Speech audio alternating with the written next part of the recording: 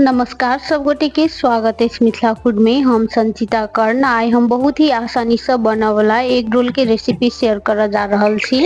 Recipe start करे से पहले यदि हमारे चैनल पर नया छी, चैनल के सब्सक्राइब नहीं केने छी तो चैनल के सब्सक्राइब करब आ रेसिपी निक लागत तो वीडियो के लाइक करब, अपन साथी सब में से ओई रेसिपी की शेयर करब। सबसे पहले तो हम एक बाटी में ले लिया 1 बाटी आटा। तै के बाद में कनिक रख ले लिए हम नून, साथे हम 2 चम्मच रख ले छी घी के सटाई तो सनफ्लावर तेल भी यूज कर सके छी, ऐसे रोटी सॉफ्ट बने छै तै दुआरे। ऐठन घी और नून के हम निक जका से आटा में पहले मिक्स कर ले छी, तै के बाद पानी ध के ई के सान लेब। जेना नॉर्मली रोटी बनबे के लेल आटा सानै छै तहिना हम एत नरम आटा सान लिया। अब हम ई आटा के 3टा लोई बना के तैयार कर ले छी। तो हम 3टा एग रोल बनबे जा रहल छी। तै के बाद आटा के हम लोई बना ले लिया। लोई बनेला के बाद के हम के ऊपर से आटा लगा कर रोटी बेल ले छी। कनी नम्बरे साइज के रोटी बेल रहल छी। तो हम अहिना के हम तीनों रोटी बेल कर तैयार कर ले लिया। एम्हर हम साइड में 2 चम्मच जते ध देने छलिए तेल गरम होवे के लेल लोहिया में। तै के बाद में रख ले लिया प्याज, साथ में कनिक मिर्चाई के टुकड़ा सब, साथे कनिक पीसल वाला लहसुन आ 1 चुटकी नून।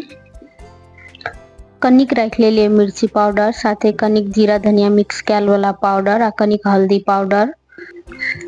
प्याज के साथ में ही मसाला सब के कुछ सेकंड के लेल भूज ले लिया। तै के बाद में हम फोड़ के रख ले छी अंडा। ए तो हम 3टा एग रोल बना रहल छी तै दुआरे 3टा अंडा रख लिया। आब के हम भूज के भुजरी बना लेब अंडा के। चाहू तो एत 3टा से बेसी भी अंडा रख सके छी। अहाँ जे क्वांटिटी में बना रहल छी ओई क्वांटिटी में एत अंडा कम बेसी कर सके छी अहाँ अपन पसंद के हिसाब से। ते के बाद के हम चलेबते निक जका से भूज लेब। एना क के चलेबते भुजला से ई टुकड़ा टुकड़ा में अपने डिवाइड भ जाई छै, देख सके छी कते निक बनल छै। आब के हम निकाल ले छी प्लेट में।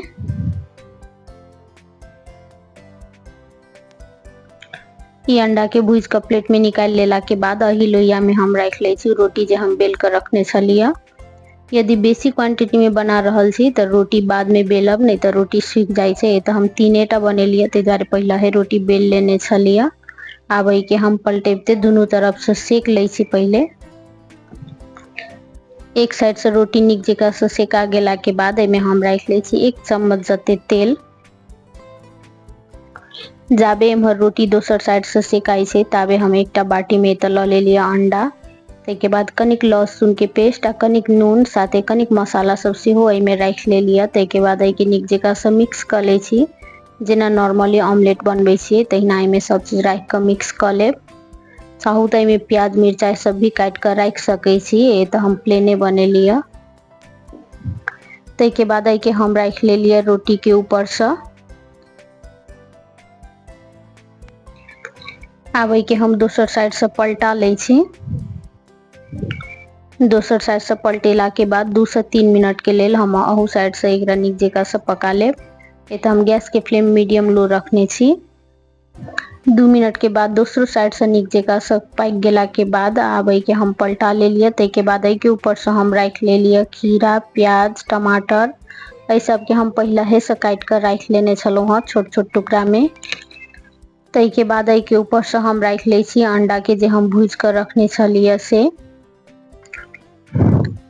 सबसे लास्ट में हम रख ले लिए कनी टोमेटो सॉस। टोमेटो सॉस के साथ साथ एत चिल्ली सॉस भी रख सके छी। ए तो हम बच्चा सब के लेल बने लिया तै दुआरे चिल्ली सॉस नहीं रख लिया। तै के बाद के हम फोल्ड क के रख लेब रोटी राखा वाला पेपर में। सेम प्रोसेस से 2टा रोटी जे बचल छलिए तहू के हम एग रोल बना के तैयार कर ले लिया। देख सके छी देखते कते टेस्टी लाग रहल छै। खाहू में उतबे टेस्टी होय छै, साथे ही हेल्दी भी होय छै गहूम के आटा में बनला के वजह से। ई एग रोल के रेसिपी केहन लागल से हमरा कमेंट बॉक्स में जरूर बताएब। वीडियो लास्ट तक देखा के लेल सब गोटे के बहुत बहुत धन्यवाद। अब हम फिर से भेटी छी दोसर वीडियो में दोसर रेसिपी के साथ।